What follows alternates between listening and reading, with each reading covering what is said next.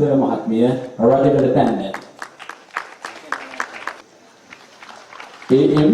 විජේකොන් මහත්මයා දෙමට මල් පැලැස්ස. අපි මතක් කරනවා මේ අතරතුර මේ සංකේතාත්මකව පොල්පැල 10ක් දුන්නාට මේ වැඩසටහන අවසන් වල වහම මේ පොල්පැල 1100ම අපි ඔබට ලබා දෙන්නට කටයුතු සූදානම් කළා දෙන්නේ. ඊළඟට නිල්මිනි රත්නකාන්ති මහත්මිය තිස්සපුර. නිල්මිනි රත්නකාන්ති මහත්මිය තිස්සපුර. සංකේතාත්මකව අවසන් වශයෙන් පොල්පැල ප්‍රදානය කරන්නේ පී.ජී. ආනන්ද ධර්මරත්න මහත්මයා දෙමට මල් පැලැස්ස. අපි සූදානම් ඉන්න අතරතුර මේ සම්භාවනයන් අතරින්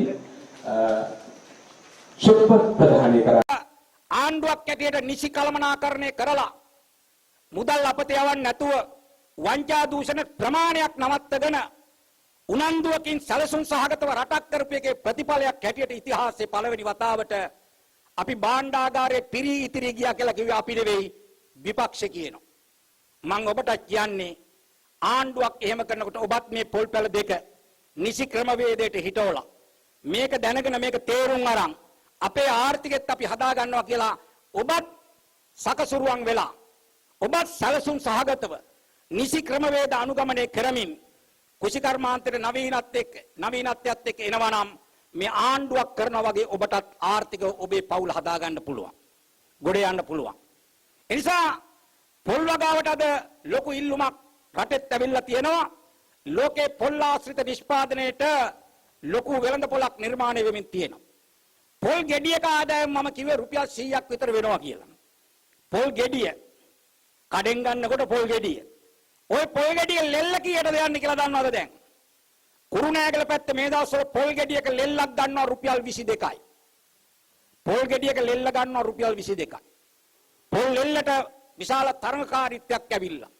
මේ පොල් ලෙල්ලෙන් අරන් ගිහිල්ලා කර්මාන්තවල කොහුබත් හදනවා. ලස්සනට පැකින් කරනවා.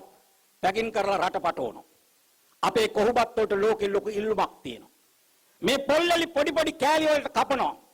ඒවා හොඳට ලස්සනට පැකින් කරලා, පෙට්ටි කරලා, බෑග් කරලා, ලේබල් කරලා, ලස්සනට ඇසුරුම් කරලා ලෝකෙට යනවා. අපිට ඩොලර් එන්න පටන් අරන් තියෙනවා. පොල් මදේ යනවා. පොල් කිරි ටික යනවා.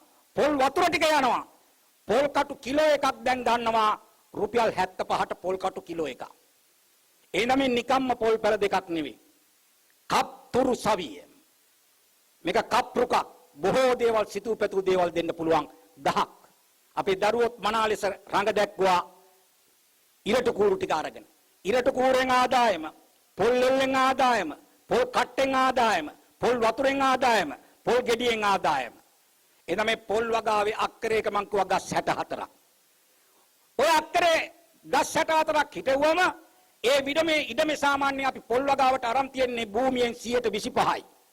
ඉතුරු 75% නිකන් තියන්න එපා කියලා තමයි අපි අමාත්‍යංශයක් හැටියට කියන්නේ.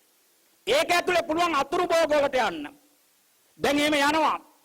දැන් අපේ අමාත්‍යංශයට තියෙනවා කුරුණෑගල වැවිලි සමාගම පොල් වැඩිම වගා කරන්නේ. හලාවත වැවිලි සමාගම අක්කර 1000 ගණන් තියෙනවා. අපි මේ සැරේ ගිය අවුරුද්දට සාපේක්ෂව තුන්ගුණේ වෙන්න වගේ ලාභ දැන් අරගෙන තියෙනවා. තුන්ගුණේ වෙන්න ලාභ අරන් තියෙනවා.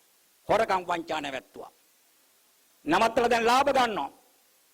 තාම ඔක්කොම නැවැත්තුවා කියන්නේ නැහැ. ගහට හොඳටම සැලකුවා කියලා කියන්නෙත් නැහැ. පොඩි දේවල් ටිකක් කරලා ලාභ ලබන්න පටන් අරන් තියෙනවා. රටම එහෙම.